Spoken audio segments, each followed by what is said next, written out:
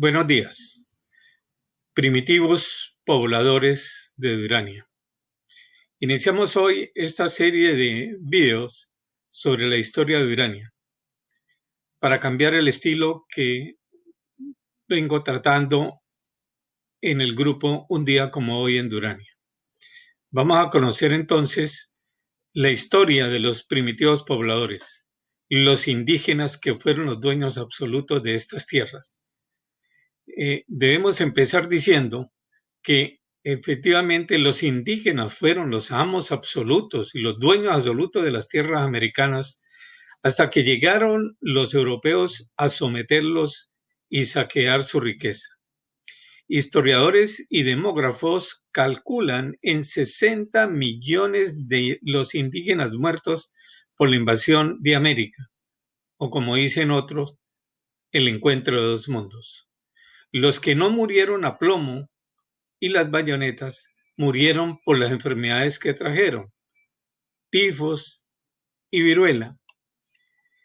La invasión del actual territorio norte de Santander empezó hacia 1531 con Íñigo de Bosconia y a este siguió el alemán Ambrosio Olfinger.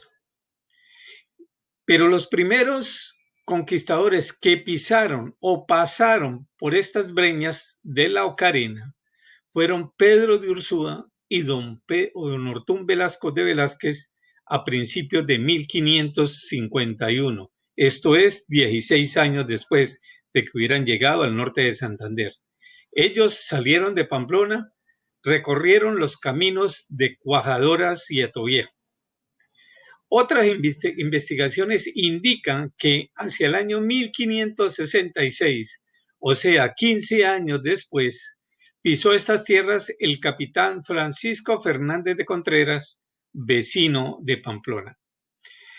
El territorio duraniense fue consolidado por los españoles bajo la figura de la encomienda, denominadas Ocarena, Zulia y La Verigua. Recordemos que las encomiendas fueron instituciones administrativas implementadas por los españoles para someter a los indígenas a pagar tributos. Y como no lo pudieron hacer, pues lo pagaban con trabajo. En otras palabras, los indígenas fueron esclavos de los españoles. Mientras que los misioneros católicos que llegaron después evangelizaban y daban a conocer la santa palabra de Dios, los conquistadores se apartaron de la santa palabra, robaban las riquezas de los indígenas y los asesinaban sin compasión.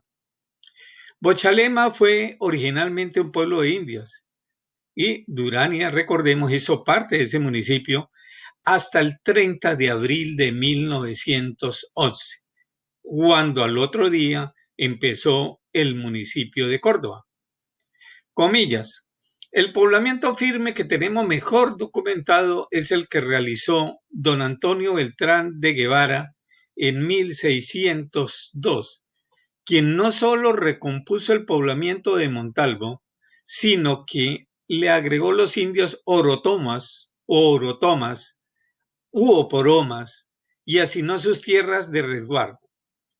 Luego en 1623 vino don Juan de Villabona y Cibiaurre y los sacó de su natural terreno y los agregó al pueblo de indios de Chinácota. Hasta acá es la historia del pueblo indio de Ochalema, pues pasaron a formar parte del pueblo de Chinácota y desaparecen comunidad autónoma y territorial. Esto lo dice el investigador e historiador Silvano Pavón Villamizar. Y el profesor e investigador histórico Miguel Marciales, muchos años antes, en la geografía histórica y económica del norte de Santander, escribió que entre 1805 y 1817 sobrevivían en Bochalema unos 1.500 indios y para la época de la independencia, 15 años después, estaban totalmente desaparecidos. En norte de Santander, los indígenas que quedaron vivos fueron empujados selva adentro y sometidos posteriormente por colonos y las petroleras. Solo quedaron dos reductos, una en el Catatumbo con dos etnias, Barí y Catalaura, y otra en Cubará, Toledo, los Uba. Todas las demás etnias del departamento desaparecieron para siempre, entre esas los oporomas, cual muchas en Colombia. Y las que sobrevivieron a la barbarie hasta el día de hoy están empobrecidas, maltratadas, marginadas de los derechos vitales, mejor dicho, están cerca de desaparecer por el sometimiento y el destierro de sus territorios por transnacionales, fuerzas criminales y el acostumbrado abandono del Estado. Y si desaparecen los indígenas en Colombia, se perderá por siempre y para la humanidad importantísima información ancestral y la naturaleza quedará en manos del hombre depredador. En Durania solo quedaron nombres para el recuerdo. El nombre de la etnia que ocupaba este territorio, Oporomas, o como dicen otros, Orotomas o Orotomos. Y el nombre del cacique Guavita o Baoita, que tuvo sus dominios en la fracción de Hato Viejo hacia 1532. Como quedaron algunos nombres de sitios como tributo a su memoria. El primer nombre que debo citar es Zulia. Es el nombre del río que delimita a Durania con los municipios de Santiago, Salazar y Arboledas. Zulia es un nombre indígena de origen chitarero. Zulia también es el nombre de la hija del bravo guerrero Cínera que habitó las tierras de Arboledas. El otro nombre que perdura es Oporoma.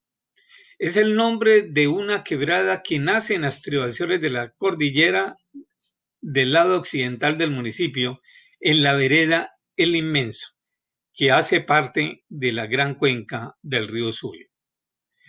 Otro nombre que aún nos queda es el de Ocarena, que proviene de la palabra ucarena y significa aguas frescas. Este nombre recibe aguas abajo, ya pasando por el poblado, el nombre de Quebrada Lejía. Tenemos también un nombre que es la Cueva del Indio, que es una cavidad natural que existe en la fracción del Inmenso, donde se encontraron restos óseos y varios objetos trabajados en piedra y arcilla. También hay varias cuevas en Colombia que llevan el mismo nombre y que los indígenas aprovechaban para el entierro o sepultar a sus muertos. También en Durania hay algunas palabras procedentes de otras etnias, no las de acá, que son las siguientes. Cachirí significa licor de yuca o batata fermentada que preparan algunos grupos indígenas del Alto Amazonas y el Orinoco. También es el nombre del Cerro Tutelar al oriente del poblado de Durania. Es el nombre de un páramo localizado en el municipio de Soratá, Santander, donde hubo una batalla muy importante en el proceso de independencia de Colombia el 22 de febrero de 1816. Otra palabra indígena en la región es chuspa, palabra de origen quechua, significa bolsa, pac. Es el nombre de una vereda al noroccidente del municipio.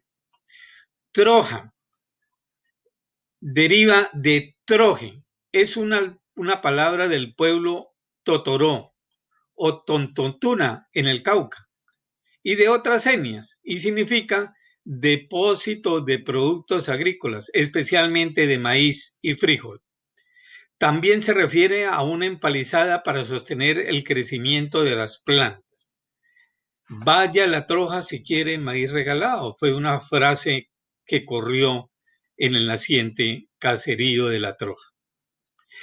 Y hay en Durania dos nombres indígenas de fincas. Una, Gualí, es una contracción del chigualo, ceremonia fúnebre de un niño o de un angelito menor de 7 años en comunidades rurales e indígenas de Ecuador. Y la otra finca es Chimborazo, proviene del dialecto indígena quichua. Es el nombre de una montaña y de un volcán en el Ecuador. Hasta aquí esta parte de la historia de Urania sobre los primitivos pobladores. Muchas gracias.